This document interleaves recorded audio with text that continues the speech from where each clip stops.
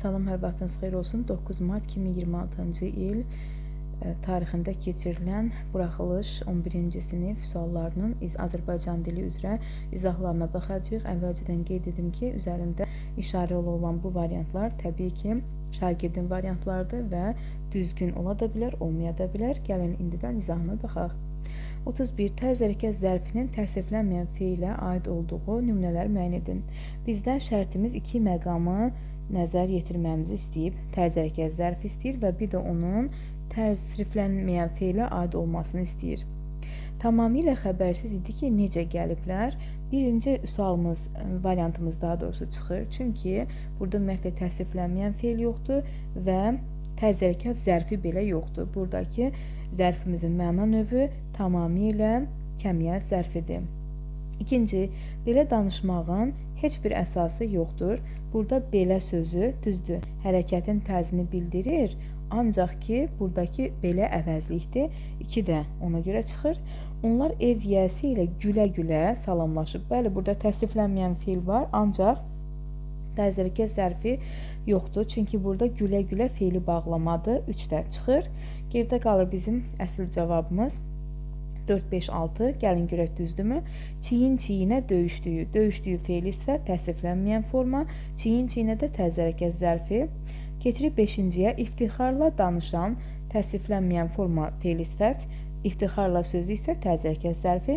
Dilicu təşəkkür edib. Bu dəfə feili bağlama. Dilicu isə yenə tərz hərəkət zərfi. Cavabımız 4, 5, 6 olmalı idi. Növbəti 32-ci sualımız. Ölkəmizin beynəlxalq arenada qazandığı uğurlar idmana qarşı xüsusi diqqət göstərildiyinə dəlalət edir. Cümləsi ilə bağlı doğru fikri müəyyən edin. Feillərin hər bir söz birləşməsinin əsas tərəfini təşkil edir. Gəlin öncəliklə feillərin altına xətt çəkək. Qazandığı diqqət göstərildiyinə, bu frazeoloji birləşmədir. Bir də dəlalət edir. Feilin hər biri söz birləşməsinin əsas tərəfidir deyir. Ancaq baxın, ölkəmizin beynəlxalq arenada qazandığı uğurlar. Hansı uğurlar? Ölkəmizin beynəlxalq arenada qazandığı uğurlar. Burada birinci nöqtənin söz birləşməsidir, yəni ismi birləşmədir və onun birinci tərəfidir, yəni aslı tərəfidir. Ona görə də A variantı ola bilməz. B variantına baxaq. Quruluqca mürəkkəb, söhbət dəlalət edir sözündən gedir. Bəli, quruluqca mürəkkəbdir. Xəbər şəklində olan feil xəbərin ifadə vasitəsidir. Baxırıq, ır, ur şəkilsi ilə işləndiyinə görə xəbər şəklidir və feil xəbərin ifadə vasitəsidir. Doğru cavabdır. Cavabımız B variantı. Feillər qayıdış və məlum növdədir. Düzdür, burada məlum növdə feil var, ancaq qayıdış növdə feil yoxdur. Çünki uğurlar idmana qarşı xüsusi diqqət göstərildiyinə, yəni bu diqqəti kimsə göstərir, ancaq bilinmir. Bu məchul növdür. Feilin bütün təsriflənməyən formalarına aid nümunə işlənmişdir. Feili sifət var, məsdər və feili bağlama yoxdur. Bu da səhv cavabdır. Şəxsi və kəmiyyətə görə dəyişməyən feillər, yəni söhbət təsriflənməyən feillərdən gedir. Eyni cümlə vəzifəsindədir. Xeyr, yanlışdır. Biri nəyə dəlalət edir? İdmana qarşı xüsusi diqqət göstərildiyinə. Bu, bütövlükdə tamamlıqdır. O birisi isə bütövlükdə təyindir. Deməli, bu da ola bilməzdi cavabımız. Cavabımız olduğu B variantı. Keçdik növbəti sualımıza. Belə bir maraqlı, bir qədər də çətin sual tipi var. Çünki hər iki tərəfə də eyni dərəcədə baxmaq lazım gəlir. Nümunələr əsasən cədvəldəki uyğun fikirləri müəyyən edin. Bizdə uyğun fikirlər istəyir. Gəncliyim, şərəfim, müqəddəratım bir ürkək ceyranın əlinə düşdü və bir də digər şeir bəndidir. Gəlin baxaq. Nümunələrin hər ikisinə aiddir. Nitq hissəsi ilə ifadə olunan həmcins sözlər işlənmişdir. Deməli, bizdən həm həmcins söz istəyir, həm də nitq hissəsi istəyir. Yəni, burada söz birləşməsi olmasın. Və bu da hər ikisinə aid olmalıdır. Gəncliyim, şərəfim, müqəddəratım, həmcins mübtəda və hər üçü də sözlə ifadə olunub.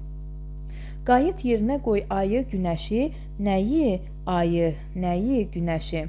Burada isə həmcins tamamlığı görürük. Bəli, bu da isimlə ifadə olunmasına nümunədir, yəni sözlə ifadə olunub, nitq hissəsidir. Ona görə də bir doğru cavabdır. Hər ikisinə aid fikir olaraq götürülə bilər. Bir olmayan cavablarımızı silirik.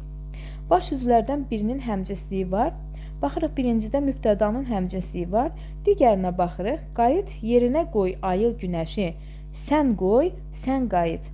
Hər birində mübtəda səndir. Düzdür, gizlindir. Ancaq burada işi icra edən kimsə var, o da ikinci şəxsin təkidir. Hardan bilirik? Çünki əmr şəklində olan iki feilimiz var. O iki feil də ikinci şəxsin təkindədir. Ona görə biz bunu həmciz xəbər kimi götürə bilirik. Bəli, doğru cavabdır. Hər ikisinə aiddir. Birində mübtəda, birində isə xəbər həmcinsdir. 1, 2 doğru cavablarımızdır. Ona görə D variantı da gedir. Gəlin görək 4-6-dır, yoxsa 5-6-dır. Tez üçüncü variantımıza da baxaq. Həmciz üzvlər uzlaşma əlaqəsinin əsas tərəfidir. Baxırıq, birinci tərəfdə bəli, mübtəda nə olur olsun əsas tərəfdir, amma burada xəbərdən söhbət gedirsə, xəbər sən yerinə qoy, uzlaşma əlaqəsi mübtəda gizlindir. Əgər mübtədası gizlindirsə, burada uzlaşma əlaqəsinə söhbət getməz. Ona görə də biz 3-ü götürmürük. Dördüncüdə deyir ki, iki fərqli cümlə üzvü həmcinsdir. Birincidə mübtəda həmcinsliyi var yalnızca, amma ikincidə biz nə götürdük? Biz götürdük ki, burada qayıt, qoy həmcins xəbərdir, ayı və günəşi isə həmcins tamamlıqdır. Deməli, bu doğru cavabdır. 1, 2, 4, bir də 6-dır. Həmcins tamamlıqlar işlənmişdir. Bəli, ayı, günəşi yalnız birinə aiddir. 5 isə yanlışdır, çünki həmcins mübtədalar sözlə ifadə olunubdur. Cavabımız 1, 2, 4, 6, Y variantı olmalı idi. Növbəti 34-cü suala keçid edək. Bu nisbətən daha asan sual idi. Klasteri tamamlaya bilməz. Səs və hərflərin sayı bərabərdir. Bu verilən fikirdir. Burada düzgün fikir istəyib, amma bizə tamamlaya bilməz deyir deyə biz yanlış fikirləri seçəcəyik. 3 dənə daha doğrusu yanlış fikir lazımdır. Bəlkə də 4 bilmək olmaz. Gəlin baxaq, uşaq canlı necə tələffüz olunur? Bura yazırıq. Uşaq canlı. 2 fərqli məqam özünü göstərir. Digər söz açıq, aşkar. Burada özündən sonra saatlə başlanan söz gəldiyinə görə q-ğı əvəzlənməsi baş verir. Kar da car şəklindədir. Çünki 2 kar samit yanaşı gələndə əgər ikincisi k hərfidirsə, o c şəklində tələffüz olunur. Təbii ki, istisnalar var, amma bu o istisnalardan deyil. Açıq, aşkar. Baxaq. 3 cingiltili samit işlənmişdir. Birinciyə baxırıq c, n, n. Bəli, bu doğru cavabdır. Ancaq digərinə baxırıq. Digərində 1, 2, 3. Burada da 3 dənədir. Deməli, bu doğru cavabdır. Bununla işimiz yoxdur. Ğ samitin kar qarşılığı işlənmişdir. Ğ-nın kar qarşılığı nədir? X-dır. Ancaq o sadəcə birində işlənmişdir. Deməli, biz birinci, ikini götürəcəyik. Açıq saitlərin sayı qapalı saitlərin sayından çoxdur. 1, 2, birindədir. Yəni, eyni zamanda qapalı saitlərində sayı eynidir. 1, 2, 1, 2. Yəni, deməli, bu ikisinə də aid ola bilməz. Ona görə 3-ü də götürəcəyik. Növbəti keçirik. Deyilişi ilə yazılışı arasında 2 fərqli məqam var. Birincidə onsuz da demişdik ki, 2 fərqli məqam var. İkincidə də q-ğı əvəzlənməsi, bir də k-g əvəzlənməsi var. Bu doğru cavabdır. Yanaşı işlənərkən kar və cingiltili samitlər işlənən, daha doğrusu kar və cingiltili samitlər var. Baxaq görək, düzdürmü? X-c burada var. Burada da yenə ş-g var. Bu da doğru cavabdır. Kar qarşılığı olan bir samit işlənmişdir. Bu fikir birinci üçün düzgün olar, amma ikinci üçün yanlışdır. Çünki 2 kar samitin qarşılığı var. Cavabımız 2, 3, 6 olmalıdır. Növbəti 35-ci sualımıza gəlin keçid edək. Baxırıq. Nümunə ilə bağlı yanlış fikri müəyyən edin. Belə bir şeirimiz var. Deyir ki, əvəzin bir məna növündən istifadə edilmişdir. Bəli, şəxsi vəziyyədən istifadə edilib. Yalnız qrammatik mənası olan bir söz işlənmişdir. Söhbət gərək ədatından gedir. Bu da doğrudur. Yönlü halda işlənmiş söz mənsubiyyət şəkilçilidir. Yönlü halda işlənmiş sözümüz balana sözüdür. Balana yerimə öyrədincəsən, sən sənin balana. Bəli, burada sənin balan mənsubiyyət şəkilsi və daha sonra isə yönlü hal şəkilsi var. Bu da doğrudur. İkinci misrada işlənmiş isimlər təsirli haldadır. Bəli, doğrudur. Təsriflənən feillərin hamısı xəbər şəklindədir. Xeyr, çünki burada öyrədəydin arzu şəklindədir. Cavabımız E variantı. 36-cı sualımıza keçid edək. Cərgələrdən birində sözlər kök və 2 leksik sxeminə uyğundur. Söhbət elə A variantından gedir. Oxşamaq feilidir bu.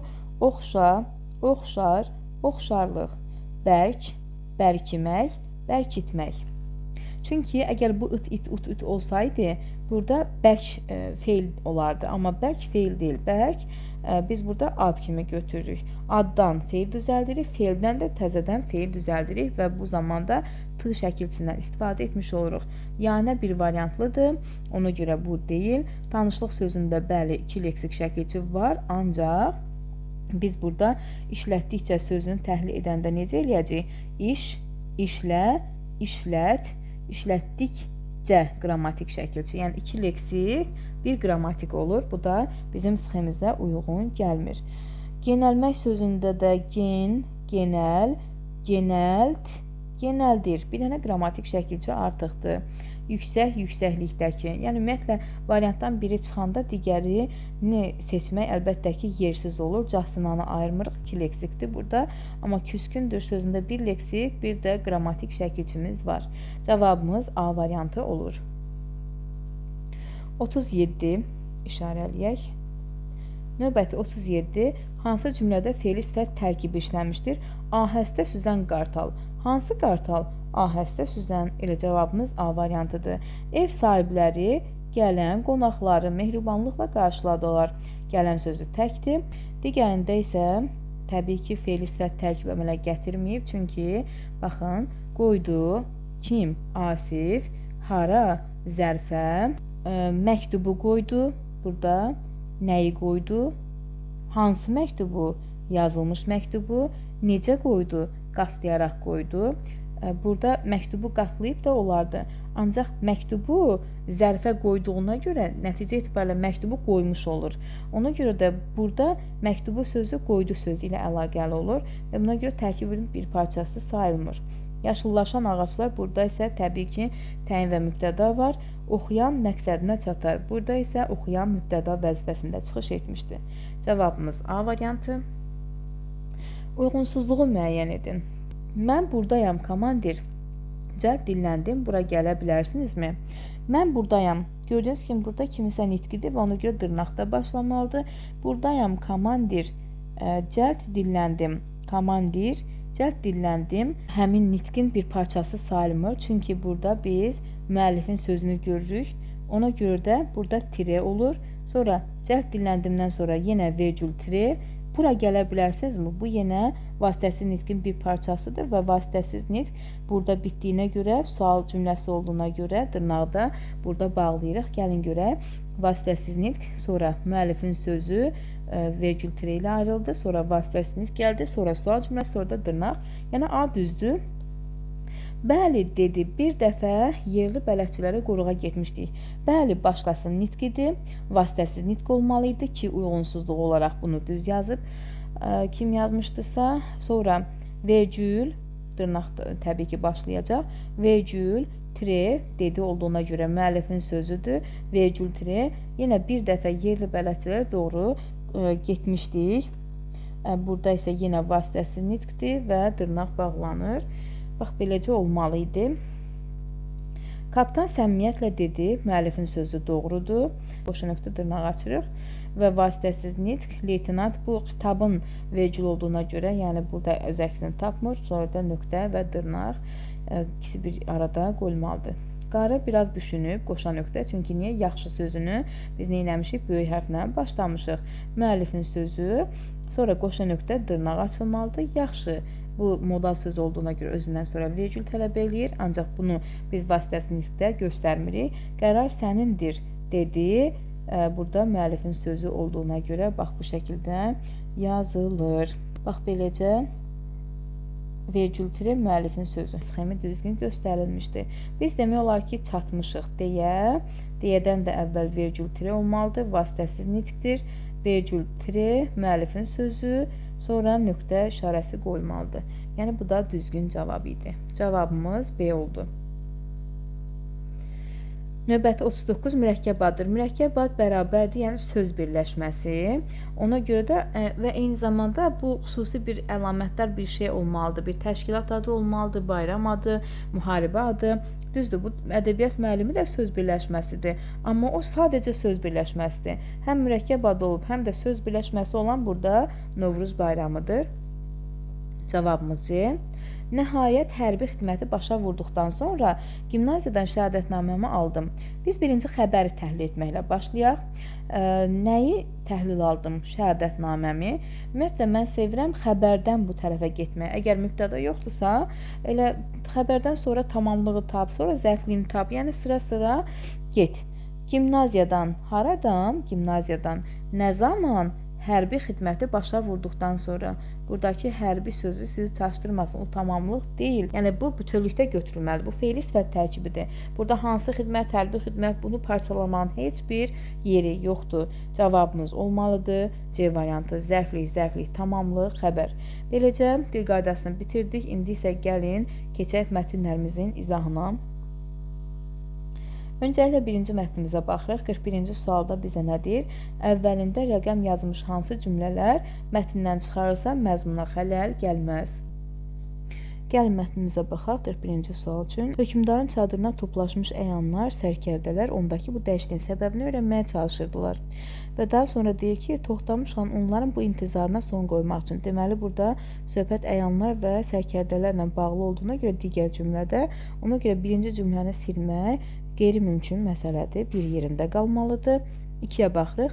Lakin onlarla qala arasında hətta 50 addımdan az məsafə qalanda da oradan bir oxun belə atılmaması Toxtamış xanın ən yaxın adamı Cormahan xanı təəccübləndirdi. Sonra deyir ki, qaladakı sakiti görən Toxtamış xan da, buradakı dada iştirak bağlayıcısı onu göstərir ki, yəni bundan əvvəlki cümləni demək lazımdır. Niyə görə? Çünki biz birinci adamı deyək ki, sonra Toxtamış xanı da iştirak bağlayıcısı ilə işlədə bilək. Yəni ikinci cümlədə yerində qalmalıdır. Xanın əmri ilə belə vəziyyətlərdə təcrübəli olan döyüşçülər irəliləyirdilər və onların əllərində dairəsi iri qalxana bənzər qorunma alətləri var idi və ondan sonra onlarla başlayan cümlə var. Deməli, biz burada 4-ü çıxarsaq, xanın əmri ilə döyüşçülər irəli gedər və onlar da qala divarlarına çatarlar. Yəni, 4-cü cümləni çıxarsaq, heç bir məzmunda dəyişiklik baş verməz ki, bu qalxana bənzər qorunma alətlərinin də biz növbəti abzaslarda heç bir cümlələrlə əlaqəsinin olmadığını görürük. Deməli, 4-cü cümləni biz götürəcəyik, yanına da 5 yazacağıq. Yəni, İbrahim uzun müddət özünə gələ bilməz. Burada indi keçid bizim əlimizdədir, tələsməliyik, Şirvanın içərilərinə doğru irəliləməliyik. 5-ci cümlə ola da bilər, olmaya da bilər. Cavabımız A variantıdır. Növbəti 42-ci sual, klasteri tamamlayan fikirlər. Toxtamış xan işğalçı hökmdardır. Bəli, doğru cavabdır. İndi biz ona görə də doğru cavabı seçməliyik. Dərbənd keçinin ələ keçirilməsinin əhəmiyyətini hesab edir. Bəli, doğrudur. Çünki o deyir ki, həm qənimət əldə edə bilərik, həm də bu keçid bizim üçün vazkeçilməz olar. Düşmənin necə həmlə edəcəyini qabaqcadan dəqiq edir. Xeyr, güman eləyir. Orada qeyd edir ki, görünür İbrahim nəsə bir kələyi var İbrahimin. Bu isə onun sadəcə təxmin yürütdüyünü bizə isbat edir. Yaranan fürsətləri dəyərləndirir. Bəli, keçidi ələ keçirməkdən söhbət gedir və deyir biz tələsməliyik. Cavabımız 1-3-dür. Şirvanşah İbrahimin müttəfiqi ilə danışıqlar aparır. Xeyr, heç bir Əmir Teymurla danışığı yoxdur. Şəhərin boş olduğunu güman edib döyüşçülərə şəhərə daxil olmağı əmr edir. Yanlış fikirdir, çünki bu əmri verən o deyil, Cormağan xan idi. Düzdür, söhbət Toxtamış xandan gedir, ancaq onun yaxın adamı Cormağan xan bu əmri döyüşçülərə vermişdi. Sonra keçirik 40-ca. Mətnə əsasən səbəbini müəyyən etmək mümkün deyil. Əmir Teymurun Kür çayının sahilində düşərgə salmasının bunun səbəbi məlum deyil. Döyüşçülər şəhərin hasarlarına yaxınlaşa bilməməsini, çünki qorxurdular kələkdən. Cormağan xan heyrətlənməsin, çünki Toxtamış xan qalada bir oxun belə atılmaması onu təəccübləndirmişdi. Bu var. Qalanın içindəki sakitliyin səbəbi məlumdur, çünki onlar gizlənmişdilər, çünki sonradan ox atırlar, bunu biz görürük. Toxtamış xanın Əmir Teymura ədavət bəsləməsinin səbəbi nə idi?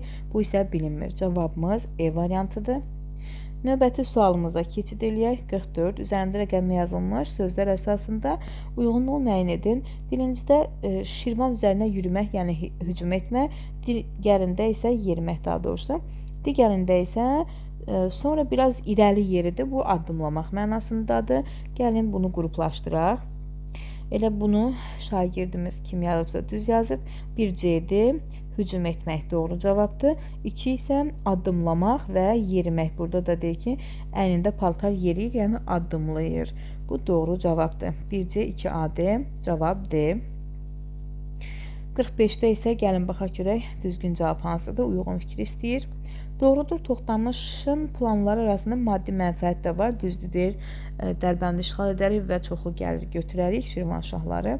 Şirvanşah İbrahimin əhalini Dərbənddən zorla çıxartması bu yanlış fikirdir. Doğrunun atılması təbii ki, qəbul edilməzdir. Yanlışdır, qalada müqavimətlə qarşılaşan Toxtamış xan geri çəkilməyə məcbur olur. Fikri yanlışdır təbii ki. Çünki o deyir, biz tələsməliyik. Bu onun geri çəkilmədiyini göstərir. 1, 3 və bir də biz götürəcəyik 6-nı. Şirvanşah İbrahimlə Əmir Teymur arasında soyuqluq var idi. Bu ehtimaldır, çünki ona kömək eləməmək qərarına gəlir də Kürs halində qoşunlarını yerləşdirdiyinə görə. Çaparın gətirdiyi xəbər Toxtamış xanın əhval-ruhiyyəsində dəyişikliyə səbəb olur. Bu faktdır, yəni bu doğru fikirdir. Ona görə 5 götürülməməlidir. 4-də hücuma keçən döyüşçülər divarlarını dağıtmaq üçün göstəriş almışdılar. Divarlarını dağıtmaq üçün göstəriş almışdılar, bəli. Yəni bu faktdır, doğru cavabdır. Ona görə də doğrunun altdan yazılmalı idi. Cavabımız oldu D variantı. Təbii ki, açıq sualları biz görə bilmirik, amma gəlin az da olsa baxmağa çalışaq. Əvvəlində işarə qoyulmuş sözlərin qarşılığını ifadə edib kontekstə əsasən müəyyən edin. Toxtamış xanın təyin etdiyi, müəyyən etdiyi vaxtda. Müəyyən etdiyi, digər isə kələ, hiylə. Bu cür götürmək olardı. 47. Altına xətt çəkilmiş cümlələri mətnin səciyyəvi xüsusiyyətinə uyğun olaraq genişləndirməklə yenidən yazın. Təbii ki, məcazi, mənalı yazmalı idik. Görünür, müttəfiqi İbrahimə kömək etmək fikrində deyil. Görünür, müttəfiqi İbrahimə əl uzatmaq fikrində deyil. Görünür, müttəfiqi İbrahimə kömək əli uzatmaq fikrində deyil və s. bu kimi şeylər yazmaq olardı. Ümumiyyətlə, bir çox şeylər yazmaq olar. Əgər məcazi mənalı ifadələr varsa, doğru cavab kimi götürülə bilər. Qaladakı sakitliyi görən Toxtamış xan da narahat oldu.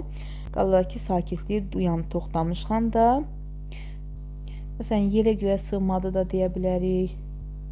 Və yaxud da deyə bilərik, qaladakı ölüm sakitliyini görən Toxtamış xan da heyrətini gizlədə bilmədi və s. və axır. Yəni, məcazi mənalı sözlərlə artırıb işlətmək olar. Mətnə əsasən Şirvanşah İbrahim obrazı ilə bağlı cədvəli doldurun.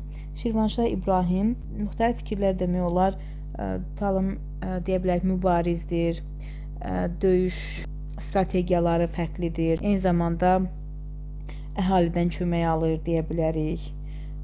Yəni, bir çox şey demək olar. Hal-hazırda mən cədvəli görmədiyimə görə bu kimi fikirlər ağlıma gəldi. Yəni, deyirəm, amma siz cədvəli görmürsünüz. Ona görə də ora düzgün nə yazıla bilər? Təbii ki, ən yaxşı siz bilərsiniz.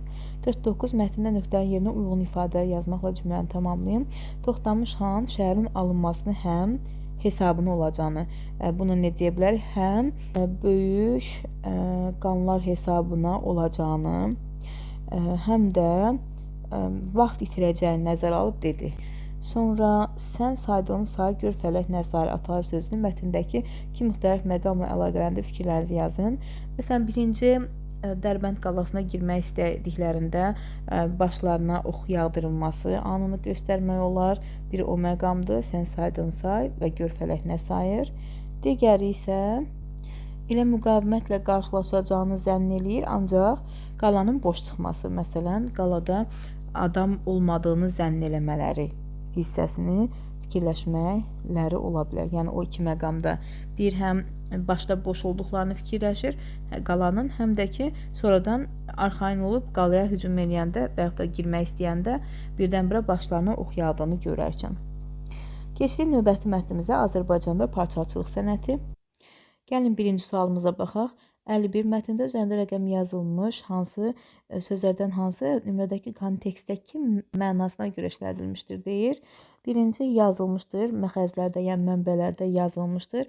Yəni bu həqiqi mənadadır. Ancaq C-də sənin taleyinə də bu yazılıbmış, bu məcazi mənadadır. Deməli 1 gedir. Növbəti sözümüz hazırlayırdılar, saplarını zərgərlər hazırlayırdılar.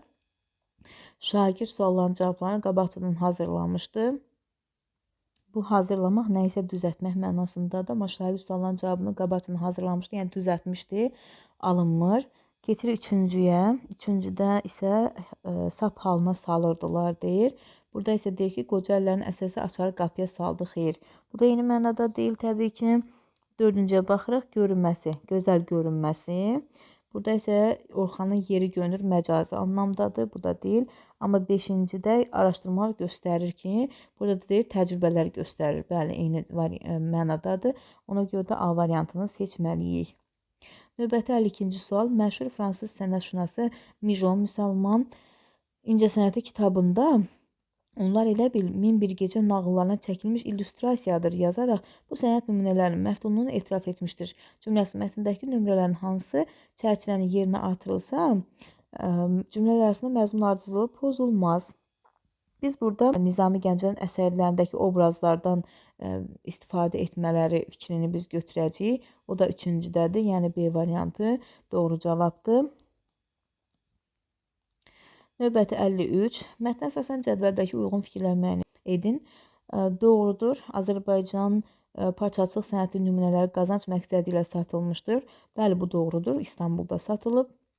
Sonra parçaçılıq sənətkarları sadəcə ipək parça istehsal edirdilər. Bu yanlışdır. Yəni bunu dəqiq demək olmaz. Azərbaycan parçalar haqqında müxtəlif mənbələrdən məlumat almaq mümkündür. Bəli, bu doğrudur. Doğrunun atlı olmalı idi. Bunu da götürməyəcək ona görə. Təbriz şamaxı ipəyindən rusçarı üçün geyim hazırlanmasına 9-12-ci əsrin mənbələrində rast gəlmək olar. Amma biz orada qeyd etdik ki, 9-12-ci əsrlərdə ancaq biz burada 1663-cü ildə rusçarı Romanovdan danışdıq. Ona görə 1, 4, bir də 5-ə baxaq. Ehtimaldır, əntiq mallar alverçisi bir neçə hissəyə bölərək müxtəlif şəxslərə satdığı parçanın Təbriz şəhərindən almışdı. Çünki bu parçanın ipək parçasını bir dənə Təbrizdə, bir də Şamaxıda biz daha çox istehsal etdiklərini, hazırladıqlarını görürük. Ona görə də bu ehtimallardan biridir. 1, 4, 5 A variantı doğru cavabımızdır. Keçirik 54-də. Mətnə əsasən Eylerveyn diaqramındakı yanlış fikirləri müəyyən edin. Şamaxı, Təbriz, xalq mahnısında burada toxunan parçaya işarə edilir.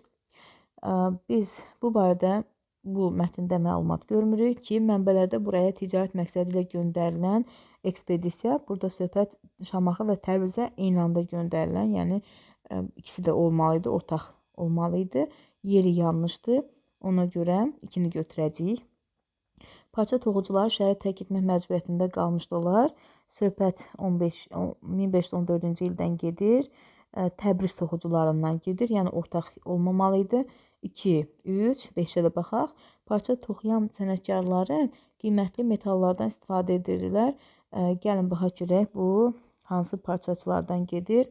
Söhbət elə Təbriz və Şamaxının parçaçılarından gedir. Yəni bu ortada yazılmalı idi. Cavabımız elə B variantıdır. Növbəti sualımıza keçid edək. 55. Mətndə altına xətt çəkilmiş sözlərdən heç birinin kontekstə görə şərhinə uyğun deyil. Sözlərimizə baxaq. Birinci sözümüz məmulat sözüdür. Məmulat, parça məmulatlar. Yəni istehsal olunmuş, hazırlanmış şey. Bunu C variantı getdi. Sonra növbəti sözümüz məxəz, mənbə. A variantı da belə getdi. Sonra davam edirik.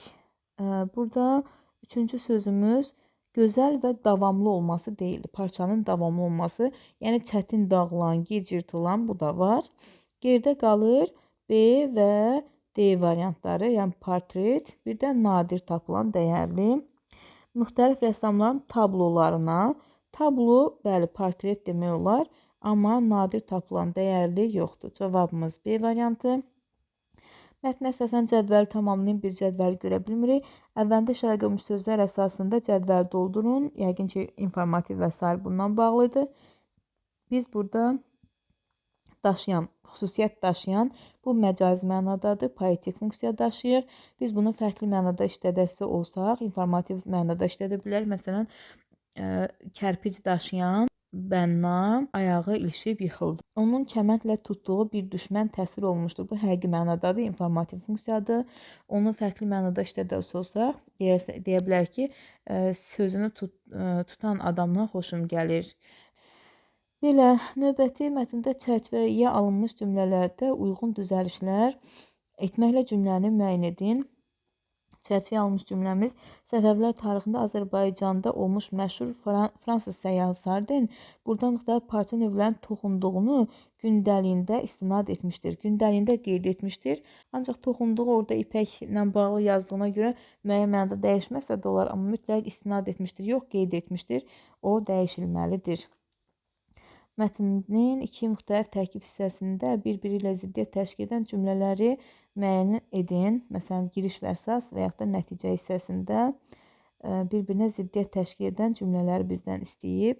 Burada giriş hissədə deyir ki, bu sənət sahəsi yarandığından bugünə qədər daima yüksək səviyyədə inkişaf etmişdir.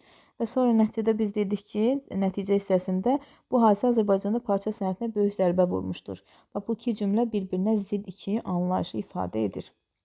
Növbəti 60-cı sual Azərbaycan parçalarının şöhrət qazanmasına müxtəlif sənət sahələrinin də rolu olmuşdur. Burada Nizami Gəncəvinin, yəni əsərlərindən istifadə olunması, bədii xüsusiyyət daşıyan naxışlarla bəzədilməsi, rəssamlıq tablolarına müraciət edilməsi, yəni bu şəkildə həm ədəbiyyatdan, həm də rəssamlıqdan istifadə edilməsi parça sənətinin inkişafına daha böyük töhfələr vermişdir.